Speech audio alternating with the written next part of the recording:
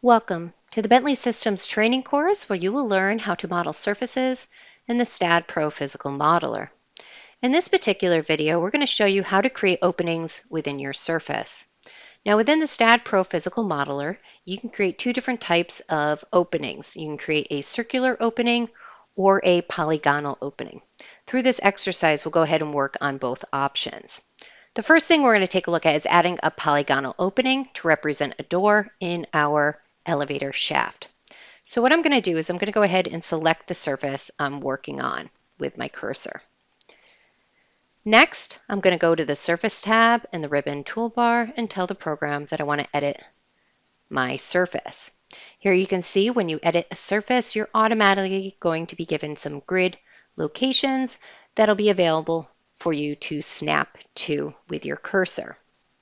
Now once I'm satisfied with my view and my grid spacing, I'm going to go to the Model tab in my ribbon toolbar, and I'm going to click on the tool that I'm working on. For this exercise, I'm going to work on a polygonal opening within this surface.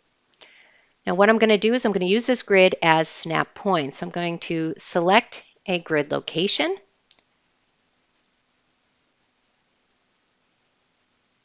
Then I'm going to select my next point, and I'm going to work my way around the perimeter within this surface. Once I'm done, I'm going to double click at my starting point to complete my polygon. When I'm finished, to exit out of that mode, I'm going to hit the Escape key on my keyboard. Now whenever you're in the Edit Surface command, you're going to go ahead and exit out of that command by going back to the Surface tab in the ribbon toolbar and click on the Edit Surface icon. Now, if you already happen to have node locations where your surface goes, you don't actually have to use the Edit Surface tool, but it does give you a convenient grid that you can snap to if you don't have nodes that correspond with the perimeter of your opening. The next thing I'm going to do is I'm going to go ahead and add a circular surface to my roof level. So I'm going to go ahead and select my roof surface, and I'm going to tell the program I want to edit my surface. Now that I've isolated this portion of the model, I'm going to go ahead and create a circular opening. To do that, I'm going to go to the Model tab in the ribbon toolbar. I'm going to tell the program I'm working on a circular opening. Now, this is going to ask you to create your radius. I'm going to say mine is 2 feet.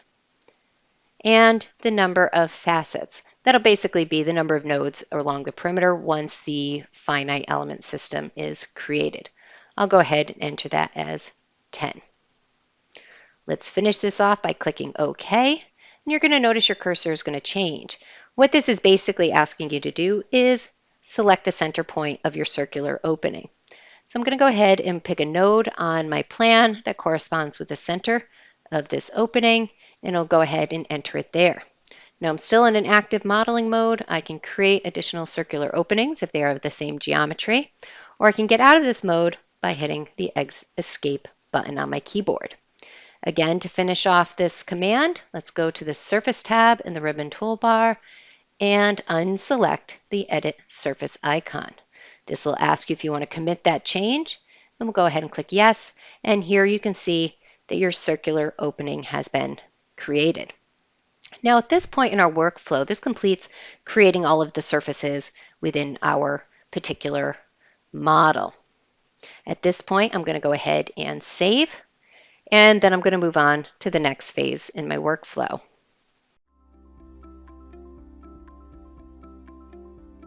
If you found this video helpful, please give it a like. If you want to see more such series, consider subscribing to our channel.